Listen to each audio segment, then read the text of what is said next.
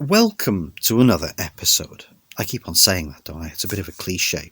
But before I go into this, I need to apologise because I sound awful. I've got a bit of a cold.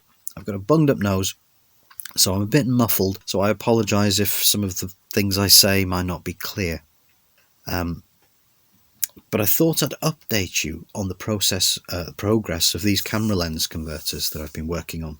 If you've been following along so far, you will probably already know that I've been working on Carl Zeiss lenses, and I've previously converted some from M42 into Nikon F Mount. They're not really adapters. They're more like re-engineered new replacement backplates for the old lenses. So they permanently, but non-destructively, convert these old lenses to fit Nikon F Mount cameras. Which means you can take this new Nikon mount converter off the lens and put the old M42 plate back on if you wanted. And you can find these converters by looking on eBay and searching for Pixelvalve. So if you like vintage lenses and you like Nikon cameras, you now have an affordable, easy way to use legendary lenses natively without an adapter or corrective glass. Today, I'm taking another look at the Helios 44-2. If you can remember back to the previous video called Weird Bokeh, where I modified the Helios to achieve infinity focus by using spacer rings placed between certain glass elements, I wasn't able to produce the same classic swirly bokeh, and I wonder if this is because I moved the elements, changing its formula. It's either this or the combination of both this and using a crop frame camera. It probably crops out some of the outer edges of that glass element. It was a quick fix, and quick fixes are never going to be great. I'm going to sneeze in a minute, that's why I've paused. It's gone, it's fine. Quick fixes are never going to be great. Modifying the lenses by moving the elements, it's never going to work perfectly because it will definitely change the character of the lens. But I have had some success doing this in the past with other lenses, but you can always tell that something isn't right when it's done this way. The lens might work fine, it might take a crisp shot, it might look okay, but there's something there that just has a telltale feel to it. I can't explain it. It's weird because something changes. The whole character of the lens changes when you do this. So I wanted to go back to that Helios and I wanted to modify this the proper way. Now sometimes you can do this, sometimes you can modify them properly, but sometimes the lenses don't give you enough room to do this. Luckily, when I looked at the Helios, I found that it was possible to do this, and that's what I'm going to look into. It's always better to adapt these lenses properly to preserve their original configuration. And this can only be done by increasing or decreasing the flange focal distance, which is also known as the flange to film distance. This is the distance from the base of the lens to the camera sensor. Each manufacturer has their own distance, and even a tiny 0.5mm difference can prevent correct focusing. Nikon uses a distance of 46.5mm, while the M42 lenses have a distance of 45.46mm. The difference between these two formats is only a tiny 1.04mm, which means we have to move the M42 lens 1.04mm closer to the Nikon sensor. And if you want to do this using a metal standard adapter, then you also have to take into account the thickness of the adapter's own metal. It's a lot easier to do this if the camera's flange focal distance is shorter, because then all we need is a spacer between the lens and the camera, which is often what we find with the adapters made for mirrorless cameras. At the moment, I'm at the stage where I haven't really gone very far into this. This is just halfway through, I suppose. I'm kind of still toying with the idea of which way to go, but I'm in the middle of the development process at the moment. So I'm going to modify this properly. There are many benefits to doing things properly. It makes the lens work natively without any dirty quick fixes or extra glass elements. There is no trickery here, and it's non-destructive. Now, I'm not the first person to convert the Helios 44-2 to Nikon. There's another guy who converts these lenses to Nikon, but I believe the way he does it is to lathe the actual lens. Now, correct me if I'm wrong, let me know, but doing it this way is not reversible, and it's quite expensive. If for any reason we wanted to revert back to using M42 later on, perhaps if we got a new camera, then the lathed version wouldn't focus to infinity because all the adapters would then be wrong. They would fit, but they wouldn't focus to infinity. It's always better to do it this way.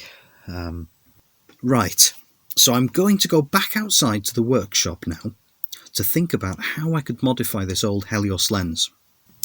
It looks like it's starting to rain. Well, I think it's raining. You might be able to hear it on the camera. But as you can see, I've disassembled the Helios. So we're sitting here now with a very loose Helios lens. And what I've got to do is work out how to solve the problem. Now, the grub screws, they're out. But the grub screws were broken, so I've had to order some more.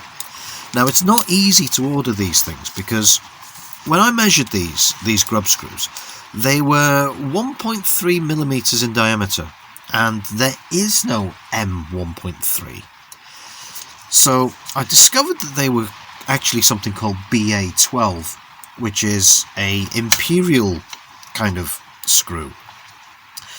And it's called BA because it's British Association, and I think it's quite old.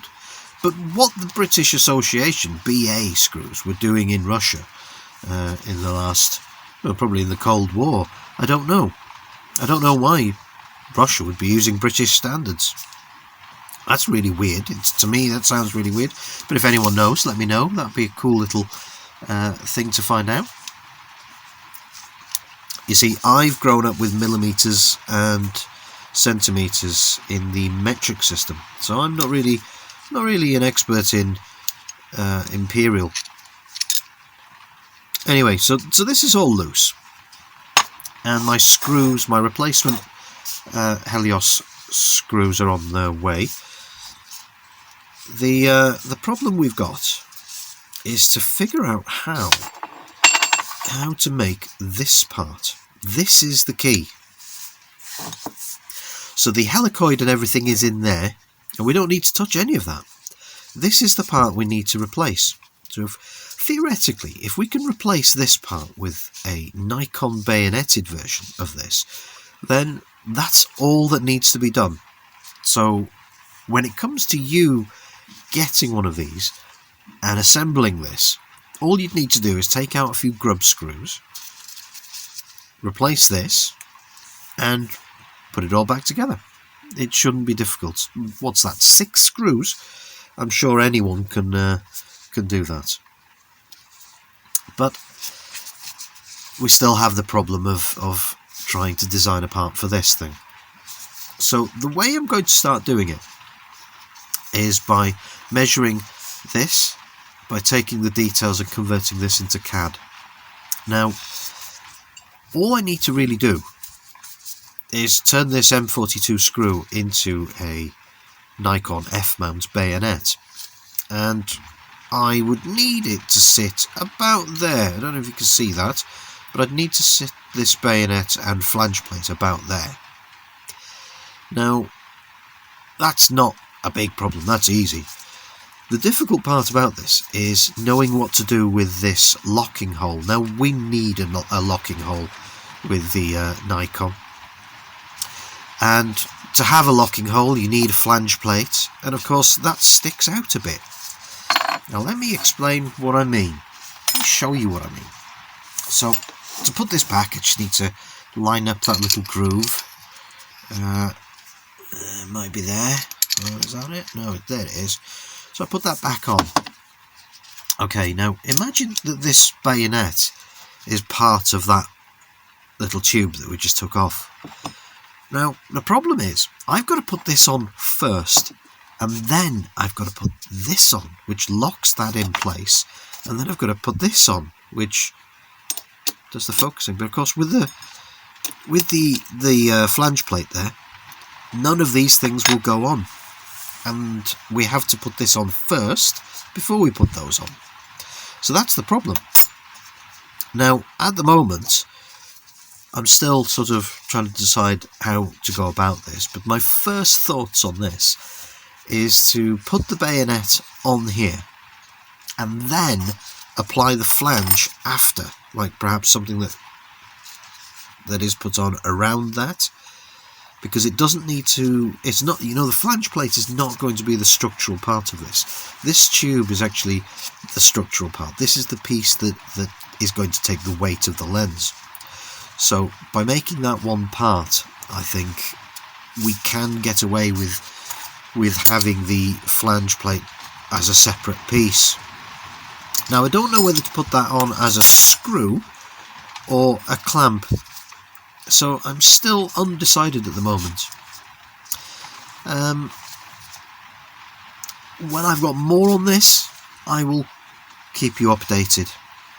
It's not something I'm going to print out at the moment anyway, because my printer is in the shed, and it's a solar powered printer, so we're probably not looking at any kind of decent power until about April, I think, probably, because it's very dark here until about then. We don't get many hours of light in the UK in the winter.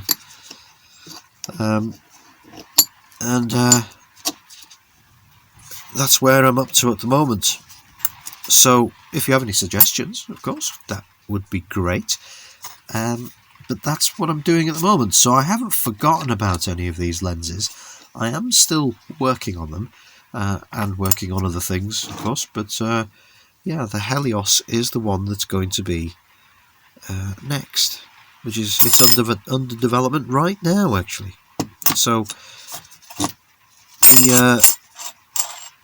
I've got the CAD file all kind of half made.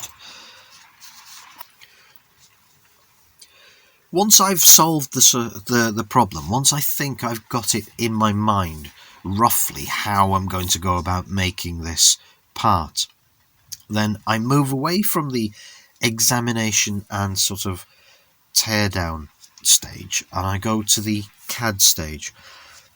This is where I sit down, take the measurements from the actual lens and convert them into computer data. I use a program called FreeCAD. This is something that's free and open source. Anyone can download this, and it's fantastic software. I highly recommend that you have a look at this. It's in the same league as something like SolidWorks, ProEngineer, CATIA. It's a parametric 3D modelling tool, and it's free. So normally these things, they cost thousands of pounds. It's something that will allow you to save a file as a 3D model, and that 3D model can then be sent to a printer or converted into G-code, or it can even be used as a basis for a different kind of design. But there's many reasons for doing it this way. So far, what I've got is this tube, this little tube, which is the equivalent of the tube we saw on the camera lens. The difference is I've added a bayonet. I've added a Nikon bayonet to this at the right distance. So that, at the moment, that should work. The only thing it's missing is the locking mechanism. Now, that's something that needs to be there, and I'm still a little bit undecided about how I'm going to do that. I think at the moment I'm going to have it so that it's two parts that bolts together on either side. And I think that would work for strength, and it would just be more practical and easy to reassemble like that. But don't worry, because they are actually under development. I'm working on another one too. I'm working on a Minolta, the rocker. So I'm redoing that rocker. And I'm going to probably have that ready at about the same time.